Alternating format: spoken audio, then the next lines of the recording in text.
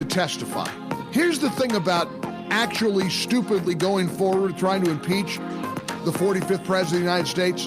The Democrats are going to have to speak under oath.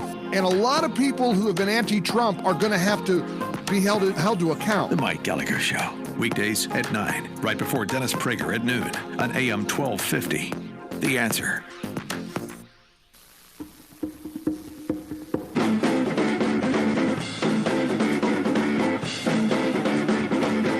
Uh-oh, the president looked presidential. More bad news for the Democrats. Have you seen the video of President Trump making his entrance before delivering a national TV address on the Iranian situation? The doors open, there was a gigantic beam of sunlight, and he came through, and then he said this. As long as I'm president of the United States, Iran will never be allowed to have a nuclear weapon. Good morning. I'm pleased to inform you the American people should be extremely grateful and happy. No Americans were harmed in last night's attack by the Iranian regime. We suffered no casualties. All of our soldiers are safe, and only minimal damage was sustained at our military bases. Our great American forces are prepared for anything.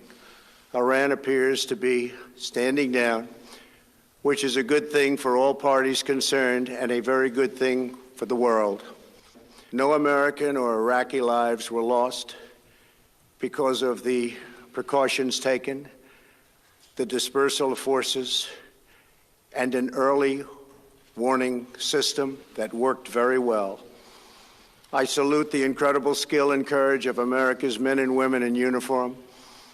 For far too long, all the way back to 1979 to be exact, nations have tolerated Iran's destructive and destabilizing behavior in the Middle East and beyond. Those days are over. Iran has been the leading sponsor of terrorism, and their pursuit of nuclear weapons threatens the civilized world. We will never let that happen. Yeah, how about saying they'll never have a nuclear weapon before he said anything else? He sounded and looked presidential, didn't he? And that had to set the Democrats' hair on fire. Sure looks like Donald Trump, won again.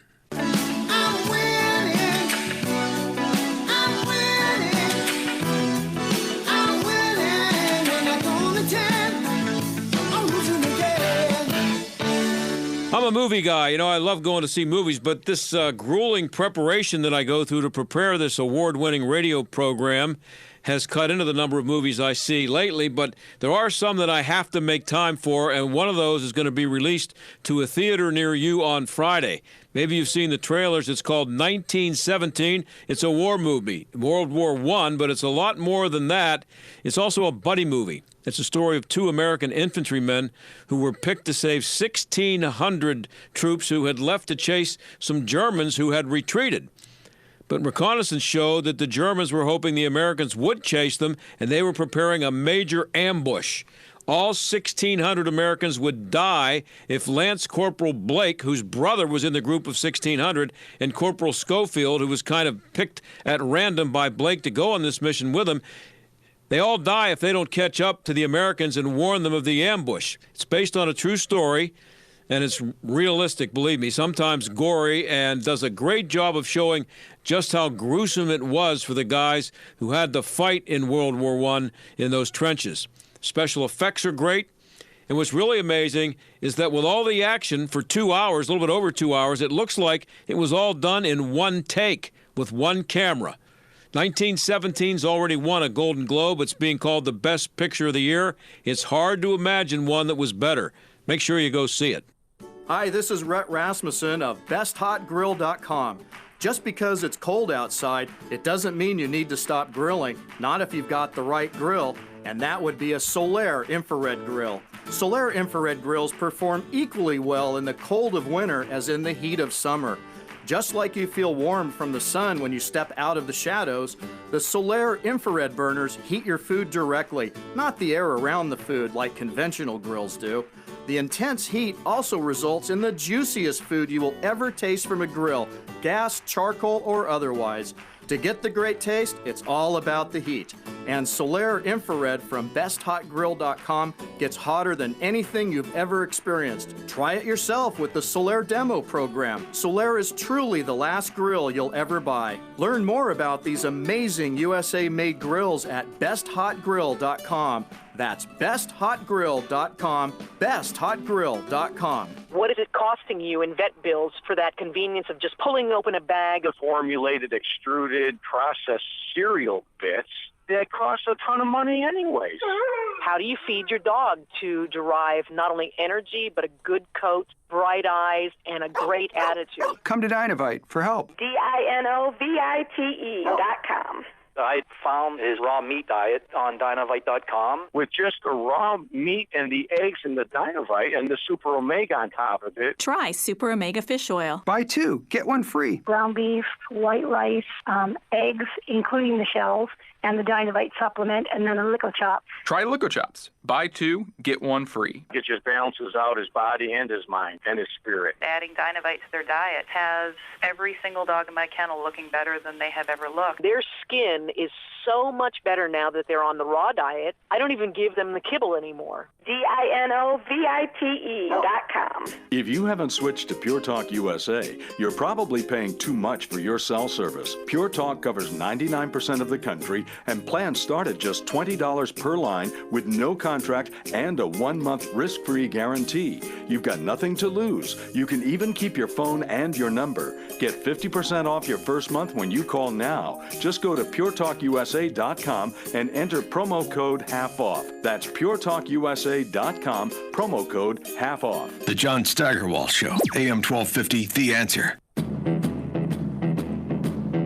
As it turns out, we're not going to have World War III this week. The Iranians backed off by sending some ceremonial missiles in the direction of some American bases, and nobody was hurt. And Donald Trump and America are looking pretty good right now. Sure looks like a win. Tom Spoehr is the director of Heritage Foundation's Center for National Defense. He's a 36-year Army veteran who retired as a lieutenant general, and he joins us now. Tom, thanks for being here. Happy to be here. So is this a win for the United States, what's happened here in the last 24 hours or so? Yeah, I think it's certainly fortunate that last 24 hours went by without any further loss of life, anybody getting wounded, nobody hurt. And so I'd like to think we're in a better place than we were 24 hours ago, maybe 2 days ago. And how was this action different from, or I guess better than, what previous presidents had done or might have done? Well, you're speaking about reacting to the missile strikes, or even just how? Well, I guess going all the way back to the taking out of the general, yeah. and then had the reaction to what happened last night. Yeah, both are fairly significant departures from what we've seen in recent presidential administrations. Taking out Soleimani, I think, showed a lot of decisiveness, and other presidents have refrained because they're worried about the second and third order effects. I think this president, not as concerned, more concerned about sending a strong message that when you kill Americans, when you attack American facilities, there's going to be a price to pay. And so I think that's helpful, and that's helpful for the long term for the United States to restore deterrence. And then in terms of not reacting to the missile strike, also not typical, and I also think it shows kind of unconventional thinking, and that no Americans were hurt, no Americans were killed in these recent attacks last night, and so no need for a huge, vociferous U.S. response. So if one U.S. Military person had been killed, would everything have changed because of one person? I think so. Wow. It's really important, and that's really, what happened in those rocket attacks that really got all this recent stuff going. That one person killed, those 4 service members being wounded, really changes the dynamic, I think, and puts the president in a completely different spot in terms of his need to respond. And just from a strategic point of view, there were a lot of criticism for President Trump for taking Soleimani out when he did and how he did. But if you are if Iran is an enemy, and they are and you get and you know that this guy, we found out a lot more about him since they shot him, or since they killed him, than we knew about him before. His name was not all that well publicized outside of maybe the military, but we find out after he's dead that he was a mastermind of so many things. Why would anybody not think it was a good idea to kill him at your earliest convenience? Well, I think you're exactly right. Why did we refrain? And, General Milley, the chairman of the Joint Chiefs of Staff, he said after looking at the intelligence, that it was imminent, it was compelling, and it was clear that Soleimani was planning future attacks. Given all that, I don't think a president could not take this guy off the face of the planet. But was that the first best opportunity, or just the first opportunity to do it? Could they have done it? Yeah, there's been opportunities in the past. I don't know that the opportunity matched with intelligence that Soleimani was actively planning attacks against Americans. I don't know that we had both check marks in those blocks. And so the fact that we had both at this time really, I think, compelled the president to act. And what will all of this do for how President Trump is viewed by our enemies and by our friends? I think our enemies now understand that when he says something, when he stakes out a position on something, he's going to act. It isn't just talk. It isn't just, false threats. It's actually be prepared for something to happen. I think allies will not admit it, but they like to see America's place in the world restored, where America is a world power, and you don't trifle with a world power. Citizens or its service members, and that if you do, there's going to be a consequence. And many of them are, you see your European allies have been generally supportive. None have been condemning, and most are at least supportive in general terms of what the United States did. What are the chances that some of the allies you're talking about, have contacted President Trump since he took Soleimani out, and also since what happened last night? And we don't hear about it, but they're congratulating him saying things that they can't say publicly. How much back channel stuff? Yeah, I think that's very likely. Among the U.S. soldiers that he's responsible for their deaths and wounding, there were coalition soldiers in Iraq, too, that suffered the consequences of Soleimani's support for terrorism and Iranian militias in Iraq. And so I think everybody kind of owes America a note of gratitude in terms of taking this guy off the planet, because he was undermining governments in Lebanon and Syria and Yemen, and now that force is essentially gone. We're talking to Tom Spoehr. He's director of Heritage Foundation's Center for National Defense, 36 years in the Army, and reached the rank of lieutenant general. So you spent a little bit of time there in the Army, I see.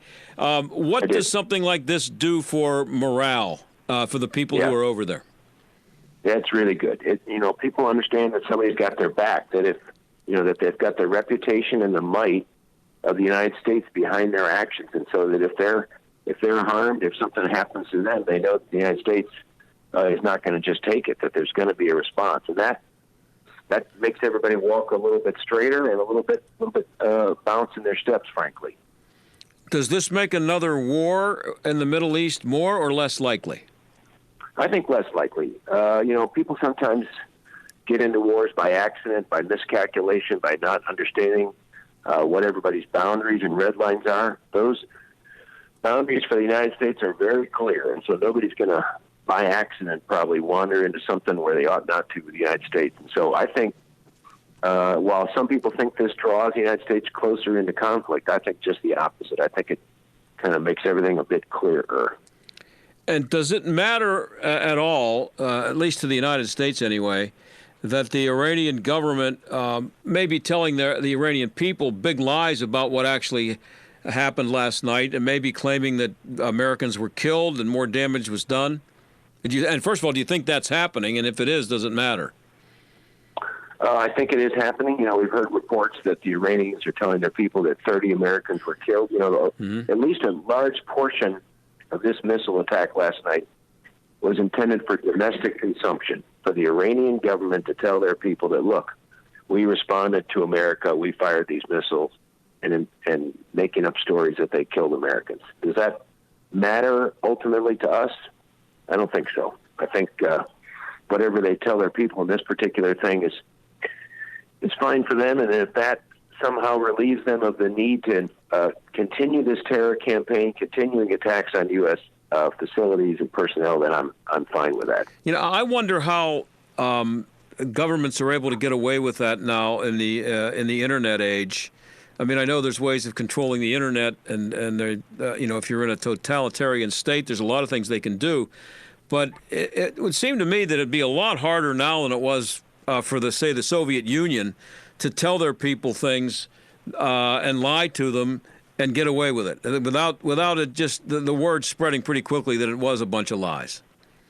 Yeah, although, I mean, a consistent message in places like Iran is that the United States and the West lies. And so, if your message every day, and not just this, but on everything, is that the United States lies about stuff, and you tell them, hey, you should only believe what you hear from us, then this at least is a contest of truth. No true, one people say, I'm hearing this, the other people saying that. I don't know where the real truth is. But if you have been brought up your whole life to believe that nothing the United States says is true, then that makes their job a little bit easier. A lot easier, yeah, right. Now, in a piece yesterday, you told a story about how the Obama administration thought it had done a great job handling the U.S. sailors that were captured by Iran, and how differently it was viewed by people in the Middle East. Could you explain that? Yeah, I was at a conference, and there was a former Obama administration official talking about the 2016 incident where some 20 U.S. sailors were captured by the Iranians because their little ships ventured into the wrong part of the Persian Gulf. And so the Iranians took these sailors prisoner rather, made them put their hands behind their heads, took off their uniforms, paraded state TV people in front of them and kind of humiliated them. And the guy on the stage was saying, but look, Secretary John Kerry, because he had been working on the Iran nuclear deal, had the number for the foreign minister on speed dial, and he was able to get that guy quickly and coordinate for their release, which actually took 15 hours. And everybody was kind of nodding their heads. And then a bit later in the program, this guy stands up, and turns out he's an ambassador from one of the larger countries in the Persian Gulf. And I can't name his name because of other rules. But he said, hey, he was talking to the guy on the stage, you got this all wrong. You do not understand how this was viewed in the Gulf. The fact that we saw U.S. sailors being held prisoner, hands behind their necks in jumpsuits, with Iranian guards holding AK-47s over them and doing this all on state TV, you cannot believe how the U.S. reputation suffered in this particular guard. You may think this worked out well, but really, America lost a whole lot of reputation in that particular incident. And, him saying that, it was just like deathly quiet. You could have heard a pin drop because everybody was like, oh, wow, this is a completely different message than the one we had been fed at the time. Well, how would someone in Kerry's position, Secretary of State, well, I know this wasn't Kerry who said this at the conference you were at, but how would they not know that? How would they not know that pictures that we all saw back here of the sailors on their knees wearing, looked like orange jumpsuits, how would they not know that that's the way it was playing over there among the other Middle Eastern countries? Yeah, that's a great question. I don't know that because I know how the moment I saw it, the way I felt and the way that probably most Americans felt when they saw, these sailors had made an honest mistake. Their little motorboats had crossed, less than a mile from where they should have been. And for another Navy to take them prisoner and hold them like that, it was just outrageous, And then, especially since we're supposedly negotiating with them on a nuclear deal, and for our military to be treated like that, I just couldn't countenance that. And so how anybody could interpret that any differently is beyond me. And what should the reaction have been? And what do you think the reaction would have been by this administration? Well, any proper Navy, find somebody in the wrong waters, you stop the boat, you say, hey, you guys are in the wrong space. You need to head that way, and that's the end of it. You'd say, hey, you're off course here, partner. Do you need help? Maybe you give them a little bit of help, and then you point them in the right direction, and that's it. That's the way navies of the world kind of work together. And so, but even if you don't want to do that, you don't handcuff the guys, you don't take them prisoner, for 15 hours and bring in TV cameras. Yeah. So what should our reaction have been, though? What should the U.S. reaction have been to that? We call these guys and we say, you have exactly 60 minutes to release our sailors, or there are going to be some fairly significant consequences, and you're not going to like what's going to happen. Yeah. Now, how should the U.S. react to the Iraqi parliament voting for the U.S. military to get out, leave the country? I think we should just take a pause. I think let's let some cooler heads prevail. Let's let some time take place between that and what we actually do. The Iraqi parliament, as you probably heard and your listeners have heard, is a non-binding vote. And so the agreement we have with Iraq is between our president and the prime minister. They actually have an acting prime minister right now, so there's some question about whether the acting guy even has the authority to tear up the agreement that we had with him. And so nothing has to happen, I think, really quickly. And I think we ought to just pause, do some diplomacy. Maybe it ends up that a few U.S. service members have to leave Iraq, again, to save face, and that'll probably be okay. But I don't think we should do anything hastily. President Trump ran on a promise, though, not to get involved in endless wars. Is there a way for him to get us out of there? And I mean, basically, the Middle East. And wisely, is there a way to get out of there if he gets 4 more years? Can you see him doing it? Yeah, I mean, first, I got to take issue with the word endless wars. I mean, really, U.S. service members, soldiers, are not really in the front lines fighting in Iraq, in Afghanistan. They're advising security forces that are friendly to our nation, trying to make them more capable. And in some cases, they're conducting terrorist raids to take out terrorist leaders. And so, in my book, that doesn't qualify as an endless war. That is, several thousand, maybe as many as 10,000 service members doing the mission that the nation needs them to do, not fighting on the front lines. Is it dangerous? It's absolutely dangerous, but it is not war, by at least as I consider it. And so, would it be nice to wrap those people up, those missions up, and get them home? I think so. But is it important what they're doing over there overseas for the United States? I think the answer is yes. And so President Trump may be able to reduce our overseas presence, but at least in my view, I think what we're doing over there is helping these nations, and I think that's good for America. Last thing for Tom Spoehr, director of Heritage Foundation's Center for National Defense, 36-year Army man, a lieutenant general. I got about less than a minute against a hard break here, Tom. What does what Donald Trump did in the last week do for his standing among the military leaders of all the branches? Yeah, I think the military leaders respect the president acting the way he did, that he saw a target. He trusted the advice that he got from the Department of Defense and the Pentagon and acted upon it. Didn't hesitate, didn't wring his hands. And that's one thing that really is useful is decisiveness. If either you make a decision, yes or no. He made the yes decision. I think American troops, American forces now overseas are actually in a better position because of it. Well, hey, Tom, I appreciate you being on. Thanks for your service, and hope to have you on again sometime. That sounds great. Thank you very much. Okay, that's Tom Spoehr, director of Heritage Foundation's Center for National Defense, and we'll be right back.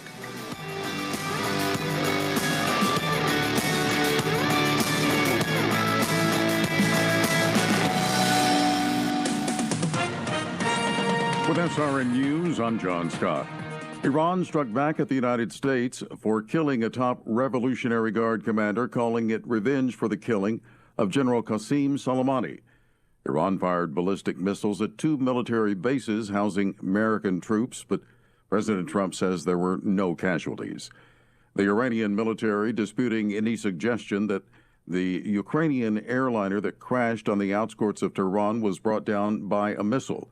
All 176 people aboard the plane were killed. Thunderstorms and showers have brought some relief for firefighters battling deadly wildfires across Australia's drought-parched East Coast area, but also raised concerns that lightning will spark more fires before the dangerous hot weather returns. Stocks finishing higher today. The Dow gained 161 points. The Nasdaq ahead 60, and that was for a record close. This is SRN News. Thinking about life insurance? Did you know in just a few minutes you can find the best price from up to 10 price-competitive companies for free? You can with SelectQuote. For example, George is 39. He was getting sky-high quotes from other companies because he takes meds to control his blood pressure. But when I shopped around, I found him a 10-year, $500,000 policy for under $22 a month. I'm SelectQuote agent Dan Savino, and believe me, if SelectQuote isn't shopping for your life insurance, you're probably paying too much. For your free quote, call 800-494-2323. That's 800-494-2323. 800-494-2323. Or go to SelectQuote.com. Since 1985, we shop, you save. Get full details on the example policy at SelectQuote.com/commercials. Or price could vary depending on your health, issuing company, and other factors. Not available in all states. Hugh Hewitt knows where his vote is going in 2020. There's not going to be an election year recession. Democrats are so sad that people are going to keep their jobs and get wage increases. Because if you vote for a Democrat next year, you're just crazy. You're voting against your economic interest. That's the election in a nutshell. Trump might drive you crazy. You might love him. It doesn't matter. I like this economy. The Hugh Hewitt Show. Weekday mornings at 6, right before Mike Gallagher at 9 on AM 1250. The Answer. Teens in foster care will love you, even if you don't know the lingo. Dad bod. Noun. The result of the occasional donut, always washed down with confidence. Brought to you by the U.S. Department of Health and Human Services, Adopt U.S. Kids, and the Ad Council. Visit adoptuskids.org. The new year will bring a major change in how the Westmoreland County Transit Authority operates. As scholars at the Allegheny Institute for Public Policy note, instead of contracting out the operation of buses it owns, as it has for the past 4 decades, it now will operate the mass transit agency itself. To learn of the transition's challenges, visit AlleghenyInstitute.org, now in its 25th year of challenging conventional public policy wisdom. That's AlleghenyInstitute.org. Hold fast! The best picture of the year is 1917, Rave's Forbes magazine. We've got orders to cross here. That is the German front line. It's a soaring tribute to heroism that's both epic and intimate. We need to keep moving! The best war movie since Saving Private Ryan. There's only one way this ends. Last man standing. 1917. Rated R. Under 17, not admitted without parent. Now playing in select theaters everywhere Friday. Does your dog itch, scratch? Come to Dynavite for help. Order a 90-day supply of Dynavite. Pick up 2 bottles of Lico Chops, get the 3rd bottle free. New improved Lico Chops with omega-6, omega-3, vitamin E, and now 6 extra direct-fed microbials. Even better for the digestive tract and immune system. And dogs love it. Try Lico Chops. Buy 2, get 1 free. This is Henry Lukasevic for Dynavite. DINOVITE.com. AM 1250 and FM 92.5. The Answer. WPGP Pittsburgh. A division of Salem Media Group. Listen on the Answer mobile app, smart speakers, tune in, iHeart, or radio.com. Stuck in traffic? We've got the answer. Lots of volume just about everywhere. Parkway West inbound, that stacks up Green Tree Road to the Fort Pitt Tunnel. Outbound from Banksville Road to Carnegie. Parkway East crawls outbound. Boulevard of the Allies to the Squirrel Hill Tunnel. Inbound Edgewood-Swissvale to the Tunnel. County Jail to the Fort Pitt Bridge. Delays outbound Liberty Bridge and on the West End Bridge. Outbound 51 heavy from Midwood Avenue to Library Road. That's a look at traffic. I'm Jenny Robinson. AM 1250, The Answer. Weather. Clear skies for tonight, moonlit with a low 16. Thickening clouds tomorrow, milder with a high 43. Tomorrow night, rather cloudy with a low 37.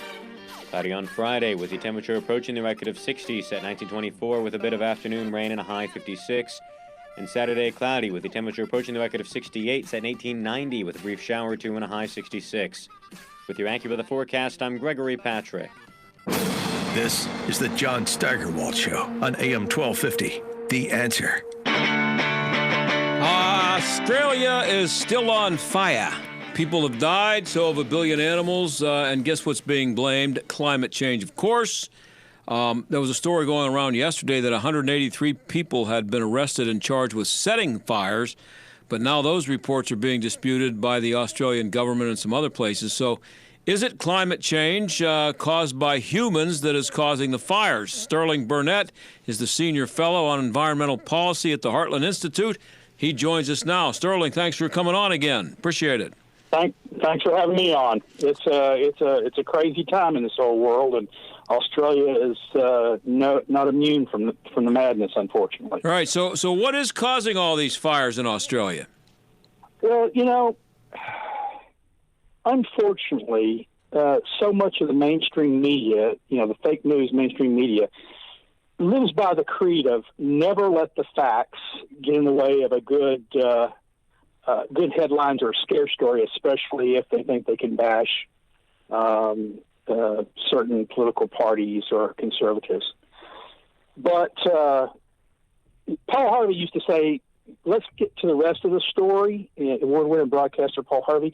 And so my take on the Australian fires is that there are three main reasons behind it. I mean, there's a lot of reasons, but there's three main reasons. They're the result of bad weather, bad policy, and bad people. And looking at the weather, well, you're in a drought. They've had a drought for 2 years now, but before that, they had almost 25 consecutive years of above-average rainfall. In fact, droughts aren't uncommon in Australia. Much of it is a desert, the old outback that you see in commercials or in movies. It's desert. So droughts are not uncommon in Australia, haven't been historically. They had good weather, maybe sometimes too good weather. They had a lot of rainfall for, like I said, almost 25 straight years, and then they've had 2 years of drought. Well, 25 years of weather means, of rainfall means a lot of trees have grown up, a lot of brush has grown up, and the bad policy comes in here. During the past half century, the government of Australia, like the government of the United States in many instances, like California and many of the western states, has set aside greater and greater amounts of land to protect the environment. So they can't be touched. So they stop logging. They don't allow people to clear brush, even around their homes, because it might be wildlife habitat. Good Lord, we don't want to do that. And so they leave tinderbox conditions when a drought comes along and you have all this brush grown up. Which, of course, if you're protecting species and their habitat burns to the ground, you didn't do a very good job. The third part is what you said. Look, there were reports that nearly 200 people have been arrested. I know of about 40 people that were arrested for setting fires. Don't know about all of them. We won't know. Just like we don't know how many animals have been killed by the fire, because first off, we don't know how many animals were there. It's not like we track all the animals. And we don't know how many animals moved out from where fires are. If you're not in a very small island, if a fire comes, typically you leave unless you get trapped. So we don't know a lot of things. But we do know that a lot of people set a lot of fires during a time when you had a drought after the government set aside a lot of land that can't be touched, and you've had lots of growth. So it created these conditions. So it sounds a lot like what happened in California, but Andy Pittman, he's a climate modeler. I know you love those guys. He's a climate modeler at the University of New South Wales in Sydney. And here's a quote from him. He says, "There is an uncontroversial link whereby higher carbon dioxide levels in the atmosphere from climate change increase brush fire risk. All other things being equal, a fire that occurs now will be worse than a fire that occurred 20 or 30 years ago." Now, I read that, and my question, not being an expert by any means, my question was, well, could humans have done anything in 20 or 30 years to make fires more likely, other than what you just talked about? Because he's talking about it's what humans did to create the change in the weather, not what humans did to not allow for clearing of the brush and those kinds of things. Well, the problem is the weather hasn't changed. I mean, he'd have to show me evidence that the weather has actually changed from his story, that they didn't have wildfires previously in Australia, that they didn't have droughts, not 2-year droughts, but 50-year droughts in the past. In California, we know that historically they had 100-year droughts. We're not seeing anything like that. So he'd have to show me that the weather itself was all that unusual. The temperature there, let's say it's risen 2 degrees from what it was 100 years ago. I don't know that that's the case, but let's say it's 2 degrees doesn't make the difference between a fire. You know what does? Brush buildup, no treatment, bad actors. And to this extent, he may be right. Human carbon dioxide emissions do one thing that may have contributed to this: plant growth. What we know is the earth is greening on average because carbon dioxide is plant food. They eat it up. And the more we put out there, the more they absorb, and the faster they grow and the bigger they grow. So certainly carbon dioxide has added fuel to those fires by growing plants. And I'll bet Australia is not exempt from what's going on in Africa, in parts of Asia, and in America and Europe, where plants are growing faster and bigger than ever. And so when you have a drought, there's more fuel there for a fire. So to some extent, carbon dioxide may have contributed to it, but not because of temperature change.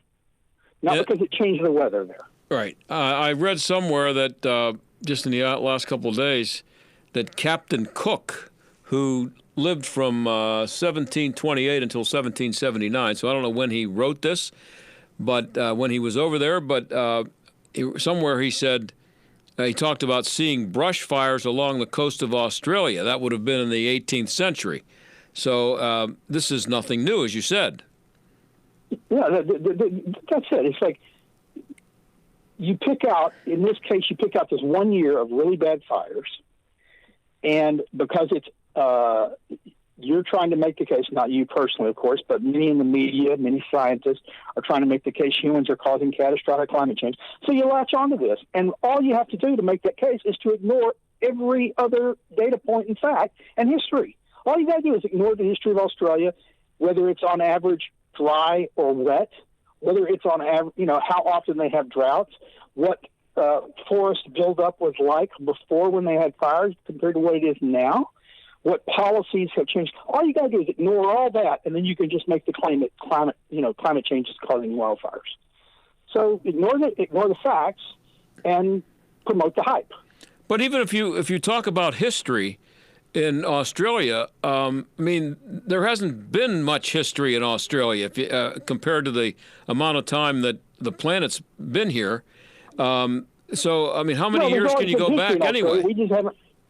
There's always been history in Australia. We just haven't recorded much of it. But I'll wager, the Aborigines that are down there, they don't have a long written history. That's what I mean, yeah. They've only got an oral history, and it's not clear how reliable that is going to be these current generations. That, so much of their society has been destroyed. But so we don't know everything that it's like, but we can go back and look at geology. You can see in geology and in the soil, drill down and see when you've had large fires in the past, where you've got a lot of burned wood and peat and stuff down there. You could do that, and I'll wager they haven't done that to examine this comparison with ancient past, but maybe they have. But the point is, nobody who's writing the headlines today, or none of the talking heads that's talking about it today, have done any of the research to know whether that's the case or not. We're talking. They see the immediate impact, the wildfire, as terrible as it is, and they immediately leap to the conclusion because it satisfies their preconceived their preconceptions that climate change is causing it. Humans are causing it. Yep. And don't get me wrong. Like I said,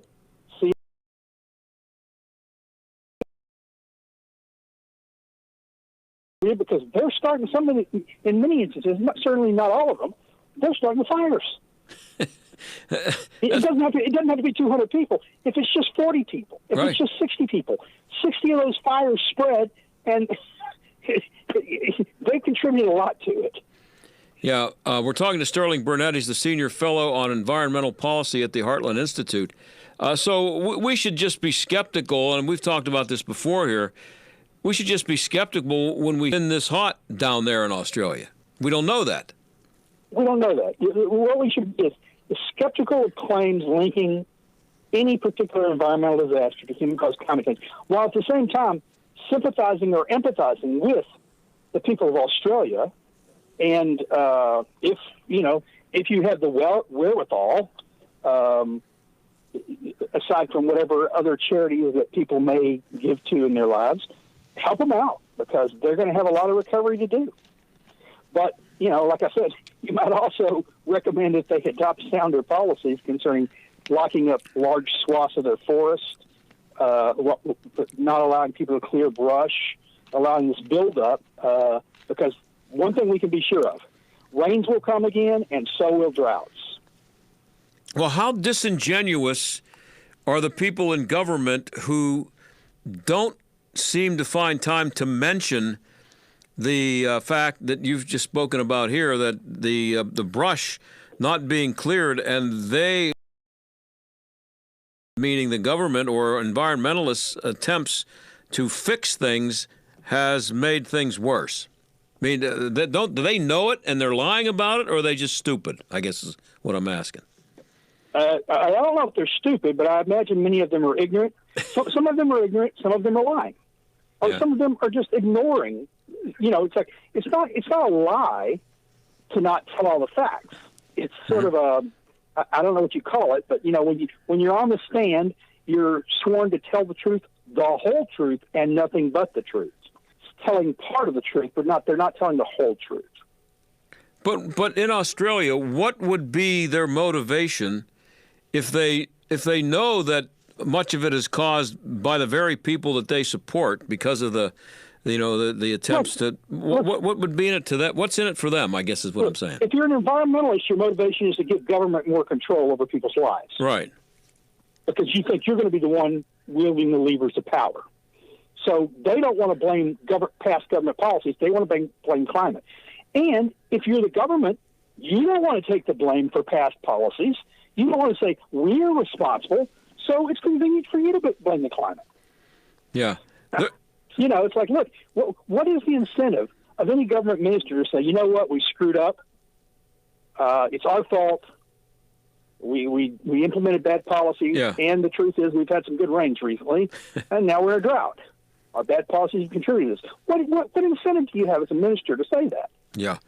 There's a conservative prime minister down there. His name is Scott Morrison, but his deputy prime minister is, what's his name? I forget his name. Anyway, he says climate change concerns were, this is what the deputy prime minister, which I guess is the equivalent to our vice president, this is what he said. He said the climate change concerns were stoked by raving inner-city lefties. That sounds kind of like what went on here when California was having the same problem. Well, yeah, I mean, you got to remember this government, how it came to power. The previous government was pushing climate policies to restrict their coal use, to restrict their energy use, and it was raising energy prices everywhere and putting people out of work. And he lost power. He was kicked out with a vote of no confidence, and the new guy said, you know what, he basically followed the Trump tune, we're putting Australians first. We're going to start mining our coal again. We're going to start, we're not going to rely so much on expensive, unreliable, renewable energy. And he says, look, we believe that humans are causing climate change, but we're not going to bankrupt ourselves over it because it's not the end of the world. So he took sort of a realist position. And so he's right that, you've got these people in the inner city, people who've never lived in the country, but who think they should be able to impose policies all over the people living in the country, like New York and California think it should rule the whole nation. And they just don't know much about nature. Well, it's amazing how, though, consistent they are. I have about a minute left here.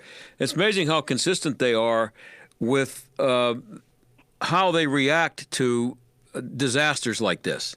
It's immediately just caused by humans, not by, as you say, or some people are saying, people actually starting the fires, but just by our lifestyle that we have to change. It's always, that's the first thing they go to. I think it was the guy that was, what's his name, the former mayor of Chicago, maybe he's still mayor of Chicago. Used to work for Clinton. He said, never let... Rahm Emanuel, Rahm Emanuel, never let a disaster go to waste or a crisis go to waste. Yeah. Well, that's these people. Look, during the 70s, we were facing the next ice age. Now, no one, as far as I know, claimed humans were causing it. But their solution was big government. During the 70s, we were running out of oil. We had to conserve. And their solution was big government. During the late 80s, when oil was awash and prices were back down, and the earth was warming, their solution was big government. So no matter what the issue is, for some people, the answer is always bigger government. And yet, as far as I can tell, they can never point once to an instance where their proposed solution, big government, has solved the problem it was meant to solve. Sterling, I'm out of time. I appreciate you being on as usual. I don't think it'll be the last time I call on you to clear this stuff up, but you've cleared this one up for me anyway. It's raving inner city lefties. And I appreciate you being on. Thanks.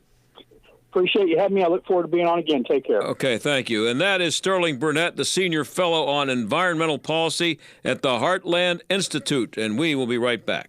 Come on, baby, light my fire. Come on, baby, light my fire. Try to set the night on fire. Obamacare, Trumpcare, ACA, COBRA. There are so many choices, but all seem to bring one word to mind: expensive. There are lots of changes happening in healthcare today. Fortunately, I know someone that has been on the forefront of health insurance for years: Todd Marley at Marley Financial. Todd and his team of professionals are licensed with virtually every healthcare provider in the country. They help determine which plan is right for you and then expertly help you choose the best plan for your needs, and then do so prudently. Don't need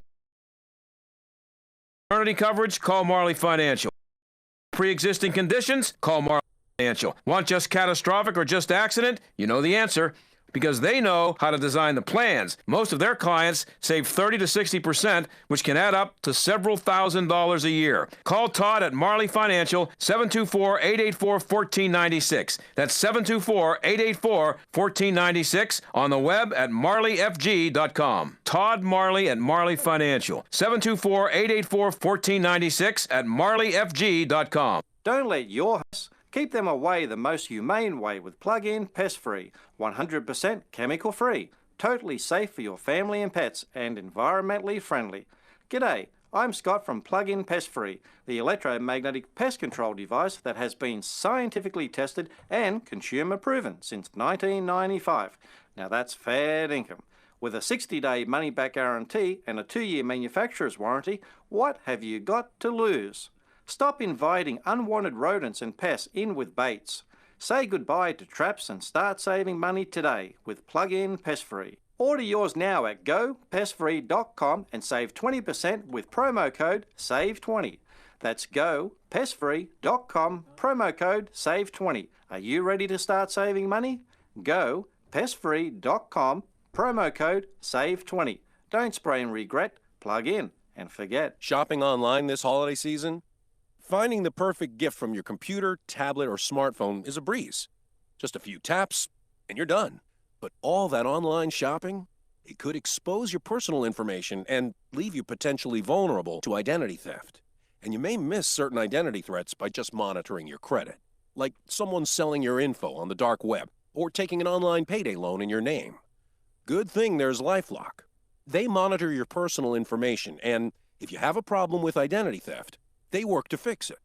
Of course, no one can prevent all identity theft or monitor all transactions at all businesses. But LifeLock offers something that's perfect for the holidays and beyond: not having to worry if identity theft happens to you.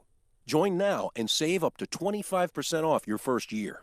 Go to LifeLock.com and use promo code SMART. That's promo code SMART at LifeLock.com to save 25% off. Hey, I'm Andy. If you don't know me, it's probably because I'm not famous. But I did start a men's grooming company called Harry's. The idea for Harry's came out of a frustrating experience I had buying razor blades. Most brands were overpriced, over-designed, and out of touch.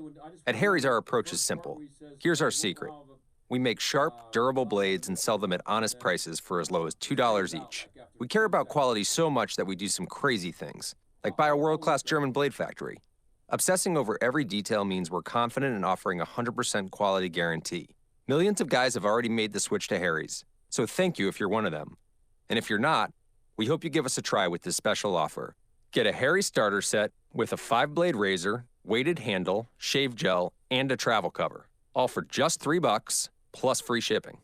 Just go to harrys.com and enter 3388 at checkout. That's harrys.com, code 3388. Enjoy. You're listening to the John Steigerwald Show on AM 1250. The Answer. I opened the show by saying the president looked and sounded presidential, and that would set the Democrats, and that, of course, means the media, set their hair on fire. Here's a quick, here it is again, just real quickly. As long as I'm president of the United States, Iran will never be allowed to have a nuclear weapon. Good morning. And that was it. That was the first thing he said before he said good morning. But somebody named Kathy Turr at MSNBC was upset. She was asking, where's the evidence that this guy that the president had killed, Qasem Soleimani, is an imminent threat to the United States? And then she said, flanked by stern white military men, the president addressed the world this morning following Iran's attack on military bases housing American soldiers last night. And then he began not by saying good morning, but by demanding Iran must not be allowed to have a nuclear weapon. She didn't like it, which means, of course, it was perfect. And he looked presidential, and it's killing him. And he won again, as I said at the top of the show. I'll talk to you tomorrow. Alan Dershowitz tomorrow. Bye.